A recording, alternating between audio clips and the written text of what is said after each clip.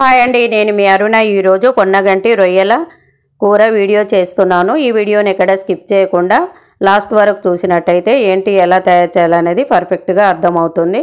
ఇంకా ఆలస్యం ఎందుకు, వీడియోలోకి వెళ్ళిపోదాము. నేనైతే 5 కట్టలు పొన్నగంటి కూర కొనుక్కున్నానండి. ఈ పొన్నగంటి ఆ కూరను మనము ఆకులు తెంపుకోవాలి, కాడలను వేసుకోకూడదు. ఆకు అనేది సన్నగా ఉంటుంది. ఇలా సన్నగా ఉన్న ఆకులను మొత్తము తెంపుకొని ఒక గిన్నెలో వేసుకున్నాను. ఈ జాలి గిన్నెలో వేసుకొని ఆకును శుభ్రంగా కడిగి పెట్టుకున్నాను. దీనికి కావాల్సిన పదార్థాలు: పొన్నగంటి కూర, 2 పెద్ద సైజు ఆనియన్ కూడా తీసుకొని సన్నగా తరిగి ఆనియన్ కట్ చేసి పెట్టుకున్నాను. 4 పచ్చిమిర్చి సన్నగా తరిగానండి. 2 పెద్ద సైజు టమాటా కూడా కట్ చేశాను.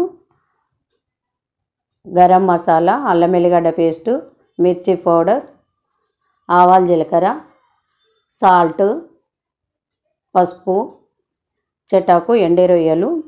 ఈ ఎండి రొయ్యలు చాలా ఫ్రెష్గా ఉన్నాయండి. రొయ్యలు అంటే ఇష్టపడని వాళ్ళు కూడా ఈ కర్రీని ఇష్టంగా తింటారు, అంత బాగుంటుందండి. ఇప్పుడు స్టవ్ మీద ఒక మందపాటి గిన్నె పెట్టుకొని స్టవ్ను సిమ్ములో పెట్టుకోవాలండి. హైలో కానీ మీడియంలో కానీ పెట్టకూడదు. సిమ్ములో పెట్టుకొని రొయ్యలను వేయించుకోవాలి. ఇలా రొయ్యలను వేయించడం వల్ల నీసు వాసన అనేది పోతుంది. రొయ్యలు కూడా టేస్ట్గా ఉంటాయి మనం కర్రీ చేసినప్పుడు. వీటిని వేరొక బౌల్లోకి తీసుకొని అదే గిన్నెను మళ్ళీ స్టవ్ మీద పెట్టుకోవాలండి. ఇందులో రెండు పావుల ఆయిల్ తీసుకోవాలి. ఆయిల్ హీట్ అయ్యాక ఇందులోనే ఆవాలు జీలకర్ర కూడా వేసుకోవాలి. ఫ్లేమ్ అనేది సిమ్లో మాత్రమే పెట్టుకోవాలి. ఇప్పుడు ఇందులో కట్ చేసి పెట్టిన ఆనియన్ కూడా వేసుకొని మొత్తం ఒకసారి కలుపుకోవాలి.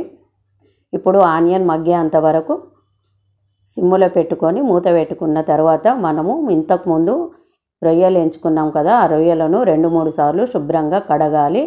ఇలా కడగడం వల్ల రొయ్యలల్లో ఉన్న డస్ట్ అనేది, ఇసుక లాంటిది ఏదున్నా వెళ్ళిపోతుందండి. ఇప్పుడు ఆనియన్ అనేది మగ్గిపోయింది, చూస్తున్నారు కదా. ఇందులో 1 స్పూన్ సాల్ట్ కూడా వేసుకొని ఆనియన్ను మరొకసారి కలుపుకొని ఇందులోనే 1 స్పూన్ పసుపు కూడా వేసుకోవాలి.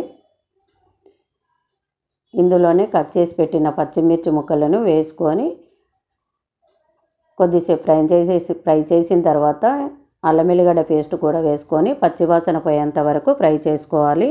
ఇప్పుడు మనము రొయ్యలను వాటర్లో వేసాం కదా, వాటిని శుభ్రంగా కడిగి ఇందులో వేసుకోవాలి. ఫ్లేమ్ అనేది మాత్రము సిమ్లోనే పెట్టుకోవాలి. ఎందుకంటే రొయ్యలు కానీ పోపు కానీ మాడినట్టయితే కర్రీ అనేది బాగుండదు. చూస్తున్నారు కదా, ఇంత డస్ట్ అనేది వచ్చేసింది రొయ్యలలో నుంచి. ఇప్పుడు ఈ రొయ్యలు ఫ్రై అయ్యేంత వరకు మళ్ళీ కొద్దిసేపు మూత పెట్టి ఒక 2 మినిట్స్ పాటు రొయ్యలు ఫ్రై అవ్వనిద్దాము.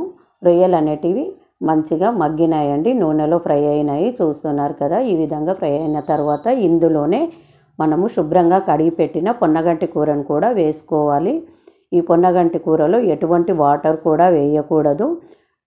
డైరెక్ట్ ఆకును వేసుకొని ఫ్లేమ్ అనేది కొంచెం పెంచుకోవాలి. మీడియం ఫ్లేమ్లో పెట్టుకొని ఆకు అనేది కొంచెము మగ్గే అంతవరకు మూత పెట్టుకొని ఒక 2-3 మినిట్స్ దాకా మగ్గనియాలి. అప్పుడప్పుడు ఇలా మూత తీసి కలుపుతూ ఉండాలండి, ఎందుకంటే ఆకు అనేది అడుగంటకుండా కలుపుతూ ఉండాలి. ఇప్పుడు ఆకు అనేది మొత్తం ఫ్రై అయిపోయింది, చూస్తున్నారు కదా. ఇలా ఆకు మొత్తం మగ్గిపోయింది.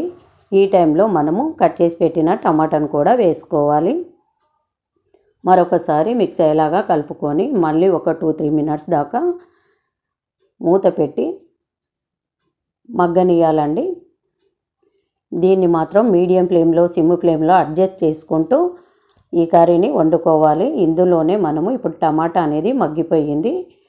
ఇందులోనే ఒక 1 స్పూన్ కారం కూడా వేసుకుంటున్నాను నేను.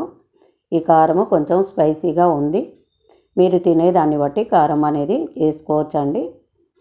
ఇప్పుడు మూత పెట్టి సిమ్లోనే ఉడకనివ్వాలండి. మొత్తము దగ్గర పడింది, ఆకు కూడా మొత్తం ఫ్రై అయిపోయింది, టమాటా కూడా మొత్తము మగ్గిపోయిందండి. కూర అనేది దగ్గర పడింది. ఇప్పుడు ఇందులోనే మనము గరం మసాలా వేసుకోవాలి. గరం మసాలా వేసుకుంటే టేస్ట్ అనేది చాలా బాగుంటుంది. అంతేనండి, పొన్నగంటి కూర రొయ్యల కర్రీ రెడీ అయిపోయింది. ఈ కర్రీ చాలా చాలా సూపర్ టేస్ట్గా ఉంటుంది. మీరు కూడా ఆకుకూరతో ట్రై చేయండి, చాలా బాగుంటుంది.